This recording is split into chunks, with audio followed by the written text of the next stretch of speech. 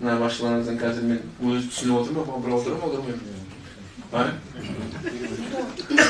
С казахского мы не можем переводить, только с русского. А если я русский язык не знаю, что так делать? Нет, вы если по-русски разговаривали, то есть выступали бы, я бы сразу перевела бы. Ну, что вы казахский язык не знаете? Государственный язык какой язык? Казахский и русский, но я же сама китаянка, поэтому... Я задаю вам вопрос. Государственный язык какой в Казахстане? Казахский и русский. Нет. Казахский язык государственный язык. Русский язык – язык межнационального общения. Поэтому надо стараться, чтобы и государственный язык знать.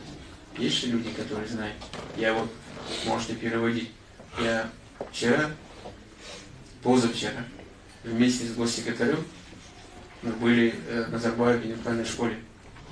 Там гражданин Соединенных Штатов Америки. 5 лет работает в школе. Он прекрасно говорит на казахском языке. Я ему задал вопрос, а как вы быстро? Я, говорит, живу уже в Казахстане, говорит. Я же должен знать государственный язык Казахстана. Когда мы живем, наши граждане живут в Китае, они же китайский язык знают. Говорят же на китайском языке.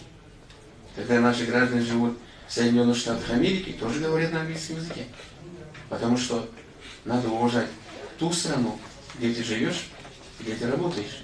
И соблюдать законы этой страны. Переводить.